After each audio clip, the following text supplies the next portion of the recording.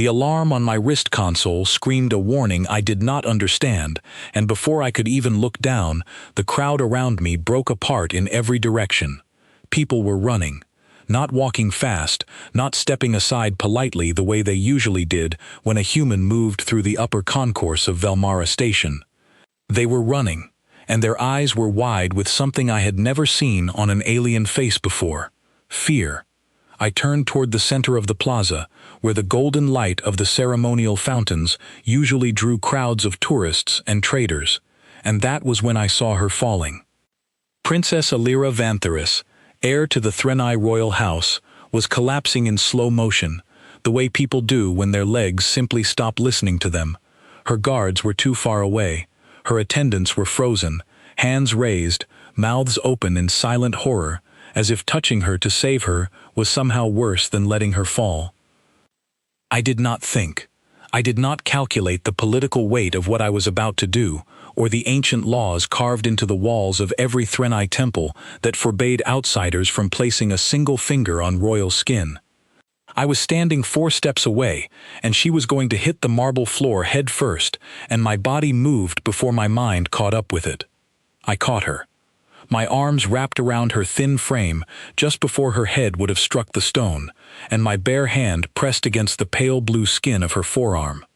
For one heartbeat, everything on that station went completely silent. Then the screaming started. It was not the kind of screaming that comes from pain. It was worse than that. It was the sound of an entire culture watching their deepest law shatter in front of them. Guards in silver armor drew long crystal blades from their hips, and the tips of those blades were pointed at my throat before I even had time to lower the princess gently to the ground. "Release her," one of the guards ordered, his voice shaking with something between rage and terror. "Release the princess immediately." I raised my hands slowly, palms open, the princess now lying across my knees, because I had nowhere else to put her without dropping her onto stone. Her skin was cold, colder than any living person's skin should be. Her chest rose and fell in short, shallow movements, and thin lines of silver light pulsed beneath her skin like dying circuits in a broken machine. "She was falling," I said, keeping my voice steady even though my heart was slamming against my ribs. "I caught her. That's all I did." "You touched her," the guard said, as if that single fact erased everything else I had just said. "No outsider touches the royal blood. You have condemned yourself." I did not know the punishment for what I had done. I had been on Velmara Station for 11 months, working maintenance contracts on the lower levels where humans were tolerated because we were cheap labor and nothing more. Nobody had explained to me that Threnai skin was sacred, that their nervous systems were so sensitive that even a careless brush of contact from another species could send their bodies into shock. Nobody had told me that touching the royal family was a crime older than most of the buildings on this station. All I knew was that a young woman was dying in my arms, and around us, a crowd of terrified onlookers were more concerned with tradition than with saving her life. "She needs help," I said, louder this time, forcing the words past the fear building in my throat. "Look at her. She's not breathing right. Somebody get her actual doctors instead of pointing knives at me." For a moment, nobody moved. Then an older woman in deep violet robes pushed through the guards, her face pale with an expression I could not read. She knelt beside us, her eyes scanning the princess's failing body with the practiced calm of someone who had seen this exact sickness many times before and never once found a cure for it. "The wasting fever," the woman whispered. "It has taken her faster than we feared." "Then help her," I said. The woman looked at me properly for the first time, her gaze sliding from my face down to where my hand still rested against the princess's arm. Something changed in her expression, confusion first, and then something sharper, something like disbelief. "Her light," the woman said quietly. "Look at her light." I did not understand what she meant until I looked down myself. The silver pulses beneath the princess's skin, the ones that had been flickering weak and uneven only a moment before, were now moving in a slow, steady rhythm. Brighter, stronger, like a heartbeat finding its pace again after nearly stopping. The guards lowered their blades an inch, not because they trusted me, but because they were staring at the same impossible sight. The princess, who had been dying in front of an entire plaza of witnesses, was breathing easier with every second that my hand remained against her skin. "Do not move," the older woman said sharply, though this time the order was not aimed at threatening me. It was something closer to a plea. "Do not let go of her." "I wasn't planning to," I said, though my arms were beginning to ache from holding her weight at an awkward angle on the hard floor. More guards arrived, along with a team of Threnai physicians in pale robes who carried a floating stretcher between them. They approached carefully, almost reverently, and I realized that whatever was happening between my hand and the princess's skin had shifted the entire mood of the crowd from outrage to stunned silence. "We need to move her to the medical wing," the lead physician said, his voice tight with urgency.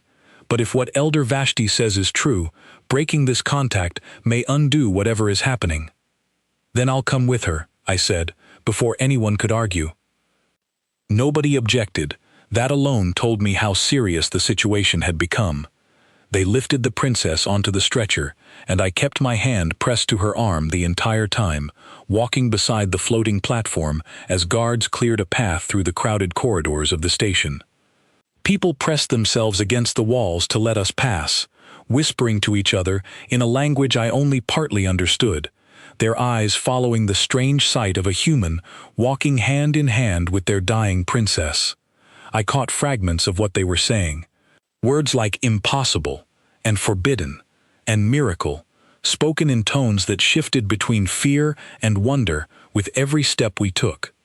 The medical wing of the royal quarter was unlike anything I had seen on the lower levels of the station. The walls glowed with soft blue light, drawn from some kind of living crystal embedded in the architecture, and the air smelled faintly of something sweet, like flowers I did not recognize. Physicians rushed around us, preparing equipment, speaking urgently to each other in short, clipped phrases. "Her fever markers are dropping," one of them announced, staring at a floating display covered in symbols I could not read. "That should not be happening. Nothing has slowed this disease before." "Do not question it," Elder Vashti said sharply. "Document it." They laid the princess on a raised medical platform, and only then did the lead physician turn to me with an expression caught somewhere between gratitude and deep suspicion. "You will need to stay," he said. "For now, at least. We do not understand what is happening, and until we do, we cannot risk losing whatever effect your presence is having." "I understand," I said, though I did not understand anything at all. I was a station mechanic. I fixed broken air filtration units and reset overloaded power conduits.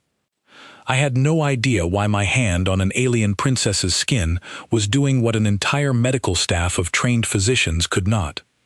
The princess stirred slightly on the platform, her eyelids fluttering, and for the first time since I had caught her falling body in the plaza, her eyes opened.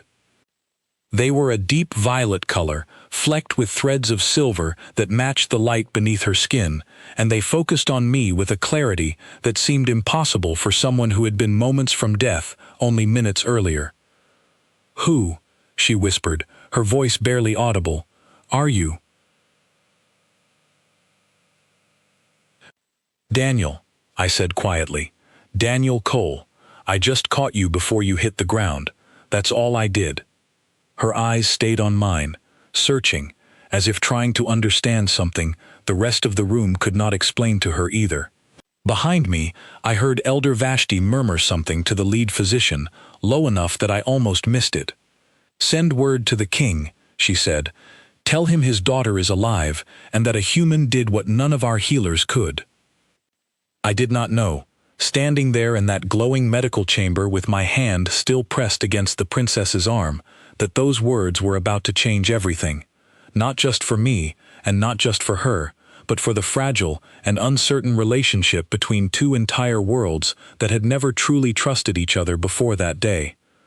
For now, all I could think about was the strange warmth building beneath my palm, and the way the princess of an empire that considered my very touch a crime was looking at me like I was something she had never expected to exist. The doors of the medical wing slid open behind us, and the sound of heavy footsteps echoed through the chamber. I turned to see two figures entering, dressed in robes far grander than anything I had seen so far, crowns of pale silver metal resting on their heads. The king and queen of the Threnai royal house had arrived, and every single person in that room, including me, fell completely silent. The king was tall, taller than any Threnai I had encountered on the station, with pale gray skin marked by faint silver lines that seemed to pulse in rhythm with some emotion I could not name. The queen walked beside him, her expression carved from stone, though her eyes betrayed her the moment they landed on her daughter lying on the medical platform. "Illyra," the queen said, rushing forward despite the guards who instinctively moved to block her path before catching themselves and stepping aside. "She is stable, Your Majesty," the lead physician said quickly, bowing his head. "Her fever markers have dropped for the first time since the illness began. We do not fully understand why, but the effect appears to be tied to continued physical contact with the human." The king's gaze shifted to me, and I felt the full weight of it settle across my shoulders like a physical thing. He was studying me, the way a man studies a puzzle piece that does not belong in the picture he thought he understood. "You are the one who touched her," he said. It was not a question. "I caught her before she fell, Your Majesty," I said, keeping my voice as steady as I could manage, while an entire royal family and their guards stared at me like I might disappear if they blinked. I didn't know about the customs. "I only saw someone about to be hurt." "Ignorance does not erase the law," one of the guards muttered, though he fell silent the instant the king raised a hand. "And yet," the king said slowly, "my daughter has not looked this alive in nearly 3 months." He stepped closer to the platform, studying the silver light beneath his daughter's skin, watching it pulse steady and strong, instead of weak and flickering, the way it had been described to him. I could see the struggle behind his eyes, the collision between generations of tradition telling him this should never have happened, and the simple, undeniable fact that his daughter was breathing easier because of it. "Elder Vashti," the king said, "explain this to me, all of it." The old woman in violet robes stepped forward, folding her hands together as she gathered her thoughts. "Your Majesty, the wasting fever has resisted every treatment our healers have attempted for 3 months. Her cellular light was failing, and none of our medicines could restore its rhythm. The moment this human made contact with her skin, her light began to stabilize. We have never seen anything like it. Human biology is entirely foreign to our medical records.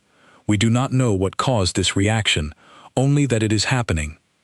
The queen turned to me, her earlier tension replaced by something closer to desperate hope. "Can you save her, truly?"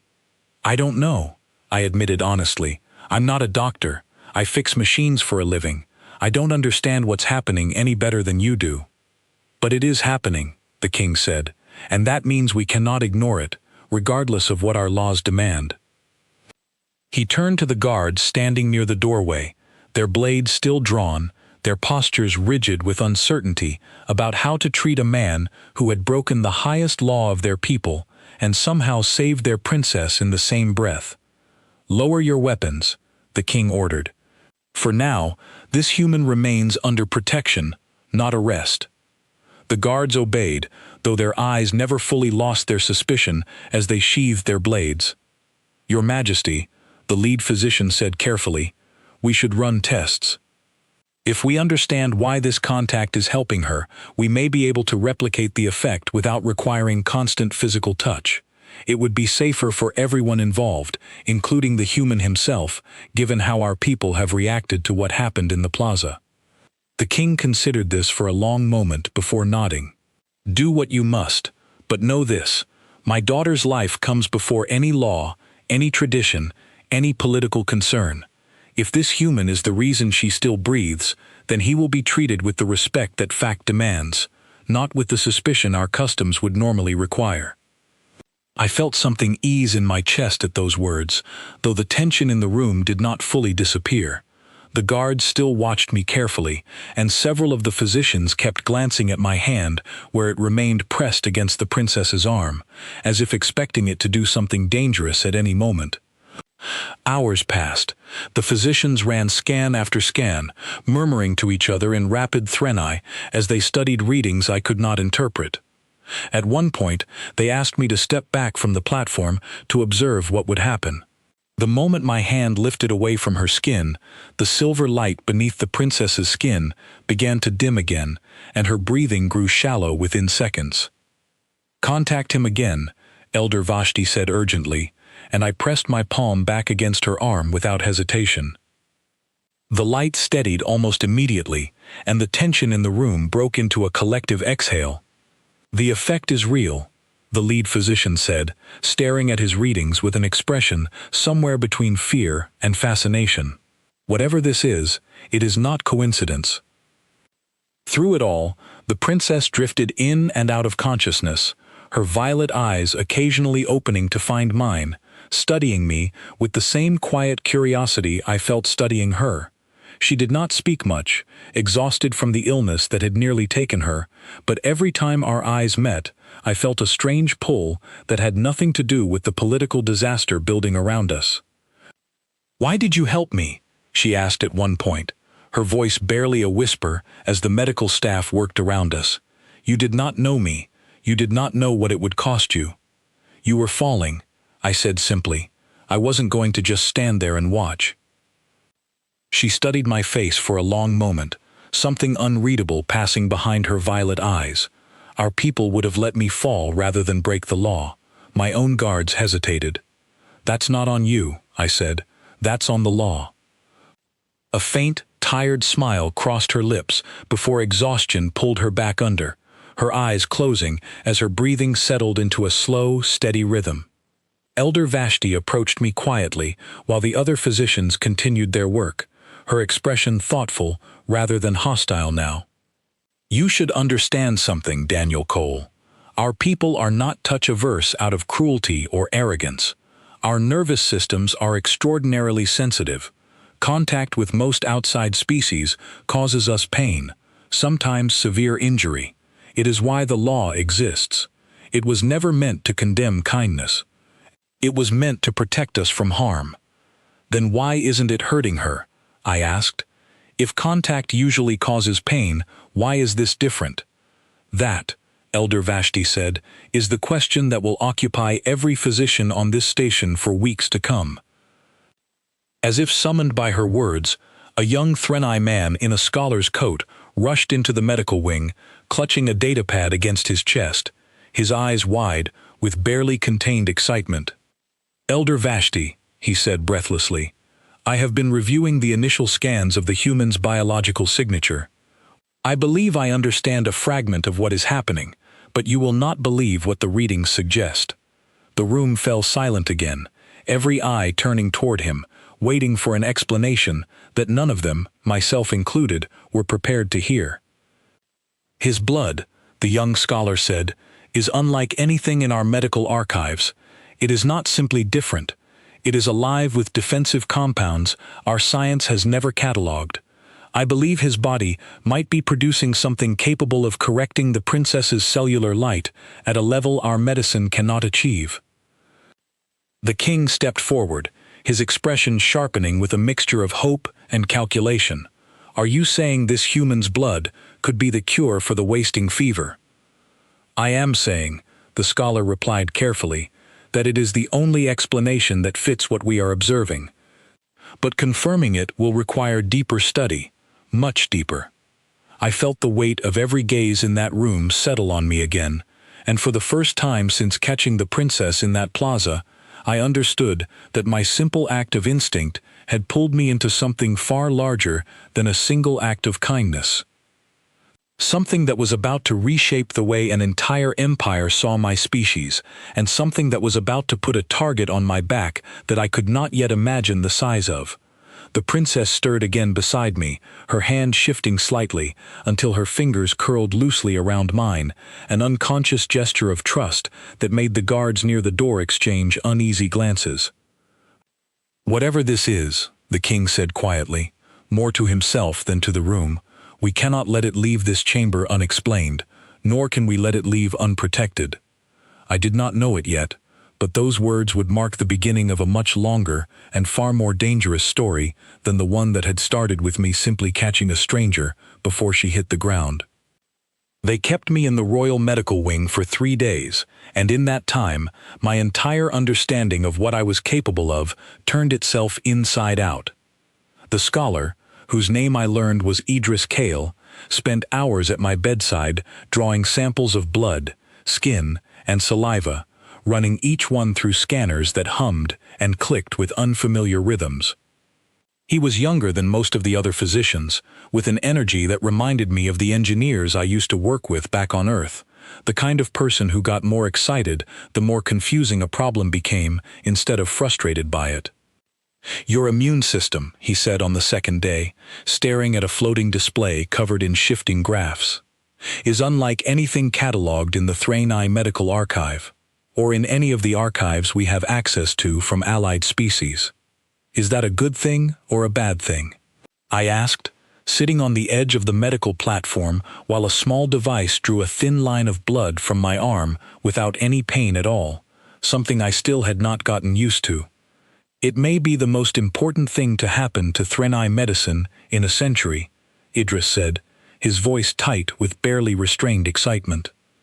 "Your species evolved on a world saturated with pathogens, bacteria, viruses, parasites, all constantly adapting, constantly attacking your bodies. Your immune systems responded by becoming aggressive, adaptable, almost chaotic in how they identify and destroy threats. Our biology evolved in a far more stable environment. We never developed defenses like yours because we never needed them.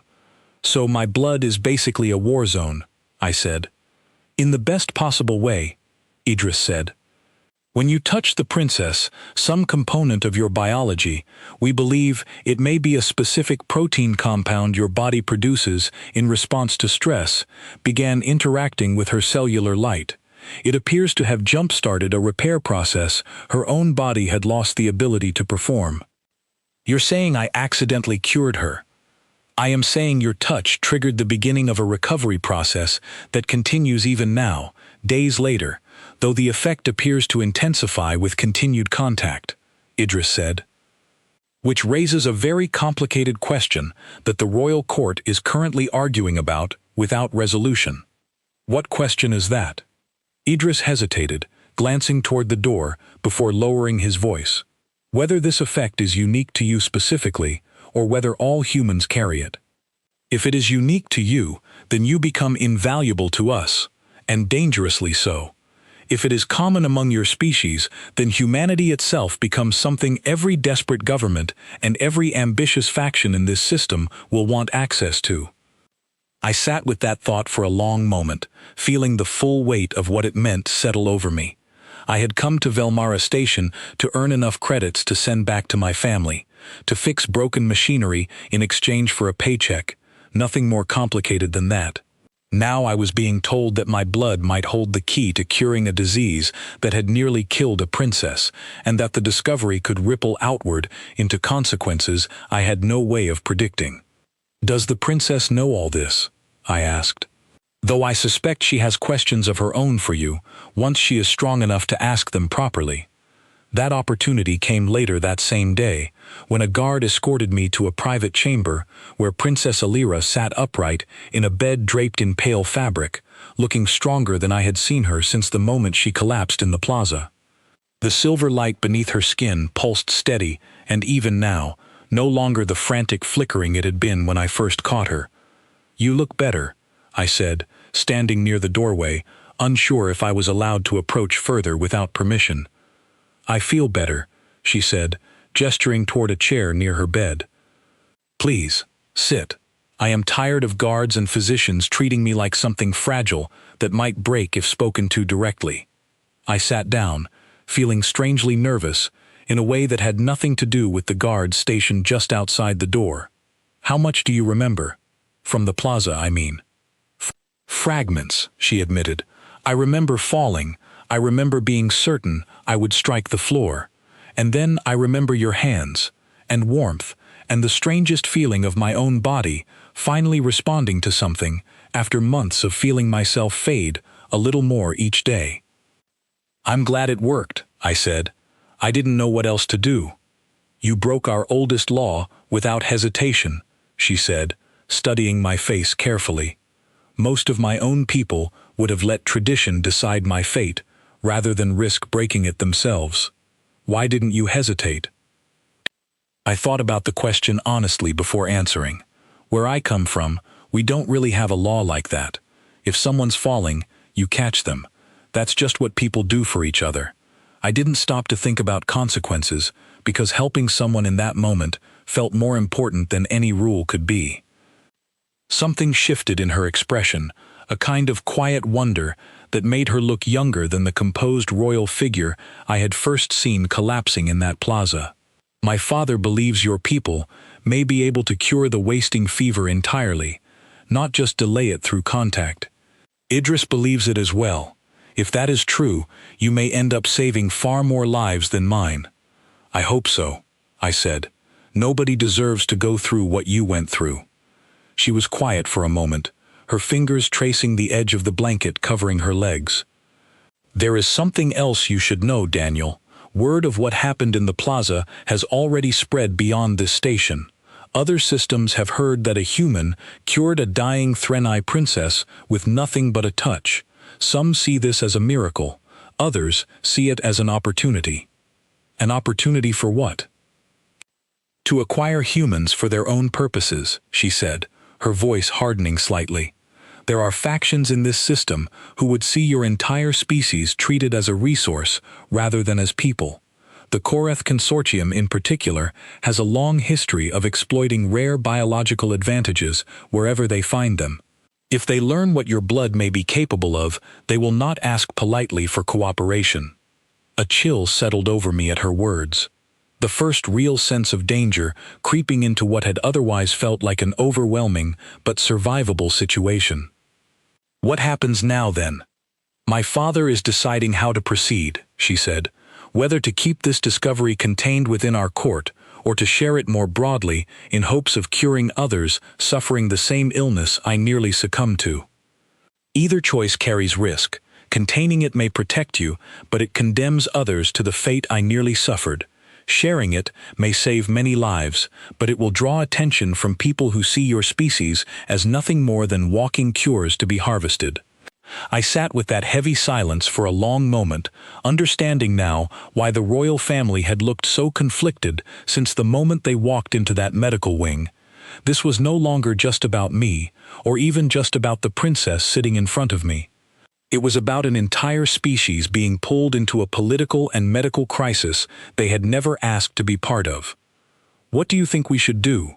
I asked, surprising myself with how much I wanted to hear her answer. She met my eyes steadily. "I think my father should have asked you that question before deciding anything at all. This is your life being discussed, Daniel. Your species. You deserve a voice in what happens to it."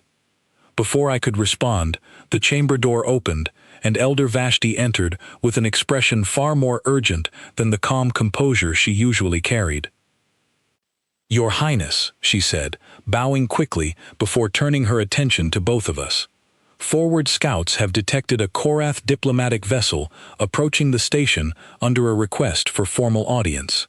They claim it is a routine trade discussion. Given the timing, I do not believe that claim for a moment." The princess's expression shifted instantly from thoughtful to alert, the warmth that had been building in our conversation replaced by the sharp focus of someone raised to navigate political danger since childhood. "They already know," she said quietly. "It would seem so," Elder Vashti replied grimly. "Your father is calling an emergency council. He has requested that Daniel attend as well." I stood up, my heart beginning to race with a different kind of fear than the confusion I had felt in the plaza days earlier. This was not about instinct or reflexes anymore. This was about decisions that would shape whatever came next, and I had no idea what I was walking into. The council chamber was unlike anything I had seen on the station so far, a wide circular room with high ceilings and walls etched with the history of the Threnai people carved in flowing script I could not read. The king sat at the head of a long table, flanked by advisors and military officers whose expressions ranged from cautious to openly hostile toward my presence. "The Korath vessel will arrive within the hour," the king said without preamble, as I took the seat offered to me near Elder Vashti. "Their request for audience specifically names Daniel Cole. They are not being subtle about their interest." "What do they want?" I asked. "Access," a military officer said bluntly. "To you, to your biology, and eventually to your entire species if this discovery proves as significant as our physicians believe. The Korath do not make such requests through diplomatic channels unless they already intend to escalate should diplomacy fail." "You believe they would attempt to take him by force," the princess said, her voice steady despite the tension visible in her posture. "I believe," the officer replied, "that the Korath have done far worse for far less valuable resources than a living cure to a disease that has plagued our people for generations." The king studied me for a long moment, his expression unreadable. "Daniel Cole, I must ask you directly, are you willing to remain under Threnai protection while we determine how to proceed? Leaving this station now, attempting to return to your own people, may in fact place you in greater danger than remaining here, given how quickly this information has already spread." I thought about my answer carefully, aware of every eye in that chamber watching me, aware, too, of the princess sitting nearby, whose life I had saved without ever intending to become part of a political storm this large. "I didn't ask for any of this," I said finally, "but I'm not going to run from it either. If my blood can help cure people, and if staying here means keeping that possibility alive instead of letting it fall into hands that would exploit it, then I'll stay. But I want to understand exactly what I'm agreeing to before I agree to anything." A faint, approving murmur passed through several of the advisors, though the military officer's expression remained guarded. "Then we do not have much time to explain it to you," the king said, "because the Korath vessel has just requested docking clearance, and I suspect their patience for diplomacy will not last long once they realize we do not intend to hand you over easily." As if summoned by his words, an alert chimed through the chamber, and a young officer rushed in, his face pale with urgency. "Your Majesty," he said, "the Korath vessel has broken formation. They are not requesting standard docking. They are demanding immediate boarding rights, citing an emergency medical situation requiring direct access to station personnel." "That is not a request," Elder Vashti said grimly. "That is a threat, wrapped in diplomatic language." The king rose slowly from his seat, his expression hardening into something I had not seen from him before, a cold, calculated resolve that reminded me this was a man who had ruled an empire long before I had ever set foot on this station. "Then let them make their threat clearly," he said, "because I will not surrender the man who saved my daughter's life without a fight, diplomatic or otherwise." Beside me, the princess reached over and gripped my hand tightly, her silver light pulsing steady beneath her skin, and for the first time since I had caught her falling in that plaza days ago, I understood that whatever came next would test far more than just my willingness to help a stranger. It would test whether an entire alliance between two very different peoples could survive its very first crisis. The Korath delegation arrived with far more armed escorts than any trade discussion should have required, and the moment their leader stepped off the boarding ramp, I understood exactly why the king had refused to trust their claim of routine business. His name was Ambassador Drexel, a tall figure with dark-plated skin and eyes that studied everything around him with the cold calculation of someone who saw people as pieces on a board rather than individuals with their own will. He walked into the council chamber, flanked by 4 armed guards, ignoring the formal greetings offered by the Threnai attendants, his gaze locking onto me the instant he entered. "So this is the human," he said, his voice smooth and unhurried, the kind of calm that felt more threatening than open hostility would have. "Word of your talents has traveled quickly, Daniel Cole." "I don't have talents," I said carefully. "I helped someone who needed it. That's the whole story." "Modesty," Drexel said, a faint smile curling at the edge of his mouth. "How refreshingly primitive." The king stepped forward before I could respond, his posture rigid with barely restrained authority. "Ambassador Drexel, your request for emergency boarding cited a medical situation." "I see no medical emergency here, only an armed delegation demanding access to a guest under my protection." "The medical emergency," Drexel said smoothly, "is the wasting fever that has claimed thousands of lives across 3 Korath colonies over the past decade.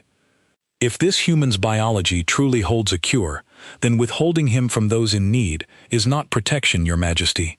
It is cruelty dressed in politeness." I felt the weight of his words settle uncomfortably in my chest, because for a brief moment they almost sounded reasonable. If people were dying and I could help, didn't that matter more than my own comfort or safety? But something about the way Drexel said it, the practiced smoothness of a man who had used similar arguments before to justify taking whatever he wanted, made the hair on the back of my neck stand up. "If your people are truly suffering," the princess said, stepping forward beside her father, "then Threnai physicians would be willing to share research and treatment developed from Daniel's biology, through proper diplomatic channels and consent, not through armed demands disguised as compassion." "Proper channels," Drexel repeated, his smile fading slightly. "Proper channels take years, Princess. My people do not have years." "Then perhaps," the king said coldly, "your people should have approached this station honestly, through diplomacy, rather than arriving with armed escorts and demands wrapped in false urgency." Drexel's expression shifted, the pleasant mask slipping just enough to reveal something harder underneath. "I had hoped this could be resolved peacefully, Your Majesty. It would be unfortunate if it could not." The chamber fell into a tense silence, every guard on both sides subtly repositioning themselves, hands drifting closer to weapons without quite drawing them. I could feel the princess's tension beside me, her hand brushing against mine, as if reassuring herself I was still there. "Are you threatening the Threnai royal house?" the king asked, his voice deceptively calm, inside our own council chamber. "I am simply stating a fact," Drexel said. "The Korath Consortium has significant influence across this sector. Refusing our request will have consequences, diplomatic and otherwise. I would hate to see this station's trade agreements suffer over the stubbornness of a single human." "Then perhaps," I said, surprising myself as much as everyone else in the room, "you should ask me directly instead of talking about me like I'm cargo." Every eye turned toward me, including Drexel's, whose expression flickered with something between amusement and irritation. "Very well," he said. "Daniel Cole, would you not wish to save thousands of lives if given the chance?" "I would," I said honestly, "but I'm not going to do it because you showed up with armed guards and threats disguised as diplomacy. If your people are really suffering, work with the Threnai properly. Let their physicians study what's happening with my biology and figure out how to help everyone safely, instead of trying to grab me and disappear before anyone can ask questions about what happens to me once I'm on your ship."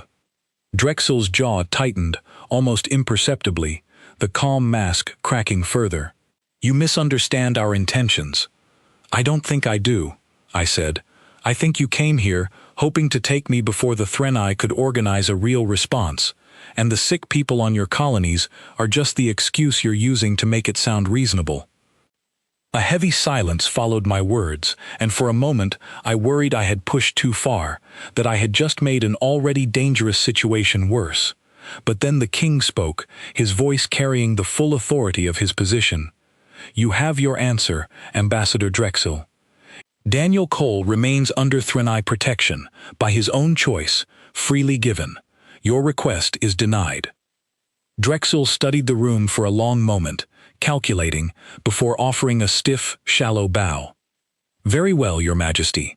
I will relay your decision to my superiors. I hope, for everyone's sake, that this does not become a larger conflict than it needs to be. He turned and left the chamber with his guards following close behind, but the tension in the room did not ease even after the doors closed behind them. That was not a retreat, Elder Vashti said quietly. That was a warning. I know, the king said grimly. Increase security around the royal quarter immediately. And Daniel, I am afraid your movement across this station will need to be far more restricted than before, at least until we understand what the Korath intend to do next. I nodded, though the reality of what had just happened was still settling over me. I had refused a demand from a powerful political faction in front of a room full of people who had every reason to hand me over just to avoid a larger conflict, and instead, they had chosen to protect me. That night, unable to sleep in the quarters they had assigned me within the royal wing, I found myself wandering toward a private garden terrace I had noticed earlier, its glass ceiling revealing a wide view of the stars beyond the station. I was not entirely surprised to find the princess already there, sitting near the edge of a small fountain, her silver light glowing steady beneath her skin in the dim evening lighting. Couldn't sleep either, I said, settling onto the bench near her. I rarely can, since the illness began, she admitted. Tonight, it is different reasons keeping me awake. Worried about Drexel? Worried about you, she said, turning to face me directly. You stood in that chamber and refused a man who represents one of the most powerful factions in this system, knowing it might make you a target. Why? Because letting him take me without a fight felt worse than the risk of refusing, I said. Besides, I don't think handing me over would have actually helped his sick colonists. I think it would have just made me disappear into whatever facility the Korath use to study things they've taken. Her expression softened slightly. You may be right. The Korath Consortium's history with acquired resources is not gentle. We sat in comfortable silence for a while, watching the stars beyond the glass ceiling, before she spoke again, her voice quieter this time. Daniel, I need to tell you something, and I need you to understand I am not simply speaking as a princess, grateful for her rescue. Okay, I said, turning to face her fully. These past few days, sitting with you, talking with you, I have felt something I did not expect to feel, she said, her violet eyes steady on mine, despite the vulnerability in her voice. Our people are taught from childhood that touch is dangerous, that closeness with anyone, let alone an outsider, carries risk. And yet every time you are near me, I feel safer than I have felt in a very long time. I felt my own heart quicken at her words, surprised by how much they mirrored something I had been feeling since that very first moment in the plaza, something I had been too overwhelmed by everything else happening to fully acknowledge. I feel it too, I admitted. I came here to fix broken machines and send money home. I never expected any of this. But I don't regret catching you that day, and I don't regret staying, even with everything that's happened since. Her hand found mine again, gentle this time, no urgency behind it, just quiet connection.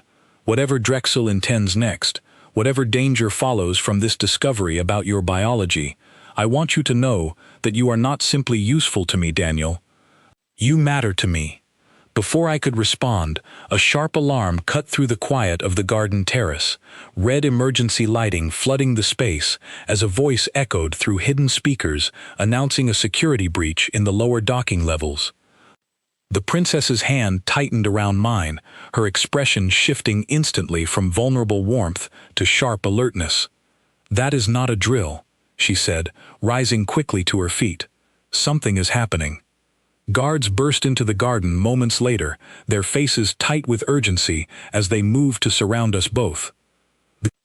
Your Highness, Daniel Cole, we need to move you to secure quarters immediately, the lead guard said. Unauthorized vessels have breached the lower docking bay. We believe it is a Korath incursion team. My stomach dropped as the reality of Drexel's earlier warning became clear. This had never been a request. It had only ever been the opening move of something far more dangerous, and now, standing in that garden with the princess's hand still gripped tightly in mine, I understood that whatever came next would decide far more than just my own fate. The corridors of the royal wing had transformed into something out of a nightmare, red emergency lighting flashing across walls that had felt so peaceful only minutes earlier. Guards moved in tight formations around us, weapons drawn, their earlier composure replaced by the sharp focus of soldiers who understood exactly how serious this threat had become. "Status report," the lead guard demanded into his communicator as we moved quickly through a side corridor away from the garden terrace. "Korath incursion team has breached docking level 3, a voice crackled back. "They are moving through the station with heavy resistance against our security forces. Their objective appears to be the Royal Medical Wing." "They're looking for me," I said, my pulse hammering as the reality of the situation set in fully. "They will not reach you," the guard said firmly, though the tension in his voice suggested he was less certain than his words implied. We reached a reinforced door leading toward what I assumed was a secure shelter, but before the guards could open it, the entire corridor shook violently, dust and debris raining down from the ceiling as a distant explosion echoed through the station's structure. "They are closer than we anticipated," Elder Vashti said, appearing from a side passage with several more guards in tow, her usual calm composure cracked with visible fear. "The king has been moved to the command center. We need to get both of you to safety immediately." "What about my father?" the princess asked sharply, "and the rest of the royal guard?" "They are holding the primary corridors," Elder Vashti said, "but Ambassador Drexel's forces are better equipped than we anticipated. This was never meant to be a simple raid. I believe they intended a full extraction from the beginning." Before we could move further, 3 armored figures burst through a side passage ahead of us, weapons already raised, their targeting systems locking onto our group with mechanical precision. The lead Threnai guard shouted a warning, pushing the princess and me back behind him as the corridor erupted into chaos. Defensive fire exchanged in rapid, controlled bursts. I grabbed the princess's arm, pulling her down behind an overturned support column as energy bolts scorched the walls above us, the acrid smell of burnt metal filling the corridor. "We need another route," I said, scanning the chaos around us. "If they know we're headed toward the command center, they'll cut us off before we get there." "There is a maintenance corridor," the princess said quickly, her earlier fear replaced by sharp, focused thinking. "It runs beneath the royal wing, rarely used, built for emergency evacuation. It should not be on their maps." "Then let's move," I said, and together we broke away from the fighting, ducking through a narrow side passage while the guards held the main corridor behind us, buying precious seconds with their own exposure to danger. The maintenance corridor was dim and cramped, pipes and cables running along every wall, the kind of space I actually felt strangely comfortable in, given my years fixing similar systems back on Earth and here on the station. We moved quickly, guided by the princess's memory of a route she had clearly used before, perhaps as a child, exploring places she was never meant to find. "How much further to the command center?" I asked, my breathing ragged from the adrenaline still coursing through me. "Not far," she said, "but Daniel, listen to me. If they catch us, if this comes down to a choice between escaping and protecting me, you need to run. Do you understand? My father can survive losing this fight politically. He cannot survive losing both his daughter and the only known source of a cure for the wasting fever in the same night. I'm not leaving you," I said firmly. "That's not happening." "Daniel?" I said no, I repeated, meeting her eyes with a certainty that surprised even me. "I didn't catch you in that plaza just to abandon you. The second things got difficult. We're getting out of this together, or not at all." Something in her expression shifted, the fear giving way to a fierce determination that mirrored my own. "Then we move faster." We pressed forward through the maintenance corridor, emerging finally into a smaller side chamber adjacent to the command center, only to find our path blocked by two more Korath soldiers positioned near a secondary entrance, clearly anticipating exactly the kind of alternate route we had taken. "There," one of them said, raising his weapon toward us. I did not think. I grabbed a heavy metal pipe wrench from a nearby maintenance rack, the same kind of tool I had used 1,000 times fixing broken systems across this station, and swung it hard against the nearest soldier's weapon arm just as he fired, deflecting the shot into the ceiling instead of toward us. The princess moved with surprising speed, striking the second soldier's legs from under him with a swift, practiced motion that told me royal training involved more than diplomacy and etiquette. The first soldier recovered quickly, lunging toward me, and we grappled for control of his weapon, the pipe wrench clattering uselessly to the floor as we struggled. My hand brushed against his exposed forearm during the fight, and something strange happened. He recoiled instantly, crying out in pain, his grip on the weapon loosening enough for me to wrestle it fully away from him.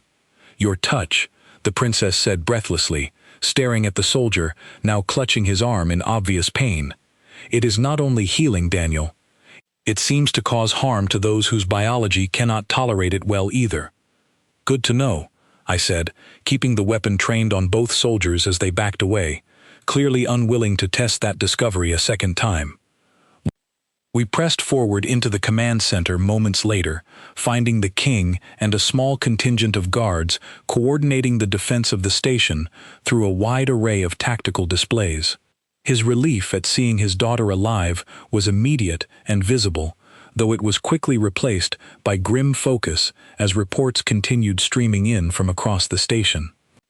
"Korath forces are retreating from the lower levels," a guard reported, but Ambassador Drexel's personal shuttle remains docked, along with a small extraction team believed to be moving directly toward this section. "He is trying to salvage the mission personally," the king said grimly. "He knows if he leaves without Daniel, he returns to his superiors having failed publicly." "Then let him fail," the princess said firmly, moving to stand beside her father despite his obvious desire to keep her somewhere safer. A tense silence fell over the command center as the tactical display showed a small group of armed figures approaching from the last remaining corridor between them and this chamber. I could see the guards preparing for one final confrontation, weapons raised, expressions set with grim determination. "Let me talk to him," I said suddenly. "Absolutely not," the princess said immediately. "Think about it," I said, turning to face her and the king both. "Drexel wants a diplomatic story he can bring home, something that justifies this entire disaster. If we corner him with force, this becomes an open conflict between the Threnai and the Korath Consortium. If I go out there and make it clear this was my choice, that I refuse him personally, in front of witnesses, it takes away his ability to claim we forced him out unfairly. It also puts you directly in front of the very man trying to kidnap you," the king said sharply. "I know," I said, "but I think it's the only way this ends without turning into a full battle that gets more people hurt." The princess studied my face for a long moment, understanding the risk I was suggesting, before turning to her father. "He is right. A public refusal, witnessed and undeniable, removes Drexel's justification for further aggression. It will not stop the Korath forever, but it may stop this attack tonight." The king's jaw tightened, clearly torn between caution and the calculated wisdom of the suggestion. Finally, he nodded once. "Guards will remain close. If anything goes wrong, you will be extracted immediately, Daniel, whether you agree to it or not." We moved to the final corridor together, the princess refusing to remain behind despite every argument against it, and found Ambassador Drexel standing at the head of his remaining team. His composed mask finally cracked into something closer to desperation than the calm authority he had carried earlier. "Ambassador," I said, stepping forward with the princess beside me and the king close behind, "this ends now." "You do not understand what is at stake," Drexel said, his voice tight. My superiors will not accept failure. Thousands of lives depend on this. Then let those lives be saved through cooperation, not force, I said. I already told you, I'm willing to help, but not like this, not through violence and threats. If you attack this station again, if you try to take me by force one more time, I will refuse to help your people at all, out of principle, even if it costs lives I could have saved. That's not a threat. That's just the truth. Drexel studied me for a long, tense moment, his guards shifting uneasily as they realized their mission had already failed the instant it became a public standoff with witnesses on both sides. You would let my people suffer out of stubbornness, he said quietly. No, I said. I would let your people suffer because of your choices tonight, not mine. There's a difference, and I think you know it. The silence stretched painfully long before Drexel finally lowered his weapon, gesturing for his remaining soldiers to do the same. This is not over, Daniel Cole. But tonight, it seems, I have already lost. He turned and retreated toward his shuttle without another word, his team following in tense, controlled silence, leaving the corridor filled with the quiet aftermath of a crisis that had nearly cost far more than anyone had been prepared to lose.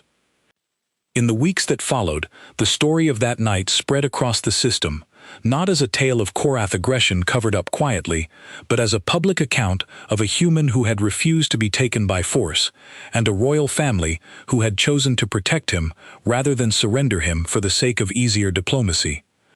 The princess recovered fully, her wasting fever cured entirely once Threnai physicians, working alongside Idris Kale, developed a treatment derived carefully and ethically from my biology. One that did not require my constant presence to help others, and one that was shared freely with any system willing to negotiate honestly rather than through threats. The ancient law forbidding outside contact with the royal family was not erased entirely, but it was quietly amended, carrying new language that acknowledged exceptions built on trust rather than blind tradition. I like to think I had something to do with that. Months later, standing again in that same garden terrace where the princess and I had first spoken honestly about what we felt for each other, I watched her step toward me, her silver light glowing steady and strong beneath her skin, no longer a symbol of fading life, but simply a part of who she was. You once asked me why I helped you that day in the plaza, I said, taking her hand in mine, no longer forbidden, no longer dangerous, simply chosen. I think I finally have a better answer than just instinct.